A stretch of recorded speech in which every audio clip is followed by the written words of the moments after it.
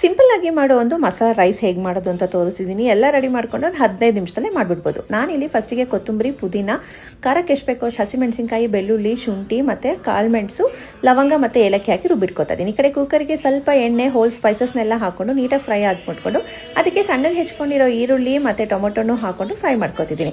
ಅದಕ್ಕೊಂದು ಸ್ವಲ್ಪ ಅರಶಿನದ ಪುಡಿ ಹಾಕ್ಕೊಂಡು ನಾವಿಲ್ಲಿ ನೀಟಾಗಿ ಫ್ರೈ ಮಾಡ್ಕೊಳ್ಳಿ. ಸ್ವಲ್ಪ ಎಣ್ಣೆ ಬಿಡ್ತಿದೆ ಅಂತ ಆದಮೇಲೆ ಮುಂಚೆನೇ ಮಾಡ್ಕೊಂಡಿರ್ತೀರಲ್ಲ ಆ ಮಸಾಲೆನೂ ಇದಕ್ಕೆ ಹಾಕ್ಕೊಂಡು ನೀಟಾಗಿ ಮಿಕ್ಸ್ ಮಾಡ್ಕೊಳ್ಳಿ. ರುಚಿಗೆ ಬೇಕಷ್ಟು ಉಪ್ಪು ಹಾಕ್ಕೊಂಡು ಸ್ವಲ್ಪ ಫ್ರೈ ಮಾಡಿಕೊಂಡು ಎಣ್ಣೆ ಬಿಡ್ತಿದೆ ಅಂತ ಆದಮೇಲೆ ನಾನಿಲ್ಲಿ 1 ಕಪ್ ರೈಸಿಗೆ 2 ಕಪ್ ಅಷ್ಟು ನೀರು ಹಾಕೋತಾ ಇದ್ದೀನಿ. ಅದಕ್ಕೆ ನೀರು ಹಾಕ್ಕೊಂಡು ಒಂದು ಕುದಿ ಬಂದಮೇಲೆ ಮುಂಚೆನೇ ನೆನೆಸಿಟ್ಕೊಂಡಿರೋ ರೈಸ್ನ ಇದಕ್ಕೆ ಹಾಕ್ಕೊಂಡು ನೀಟಾಗಿ ಮಿಕ್ಸ್ ಮಾಡಿ ಒಂದು ಅರ್ಧ ಒಳಕೆಯಷ್ಟು ನಿಂಬೆಹಣ್ಣು ಹಾಕಿಬಿಟ್ಟು 2 ವಿಷಲ್ ಕೂಗಿಸಿದ್ರೆ ಸಖತ್ತಾಗಿರೋ ಒಂದು ಮಸಾಲ ರೈಸ್ ರೆಡಿ ಆಗುತ್ತೆ. ಸಿಕ್ಕಾಪಟ್ಟೆ ಸಿಂಪಲ್ಲು. ನೀವು ಒಂದ್ಸಲ ಟ್ರೈ ಮಾಡಿ ನನಗೆ ಹೇಗಿತ್ತು ಅಂತ ಕಮೆಂಟ್ ಮಾಡಿ. ಬಾಯ್.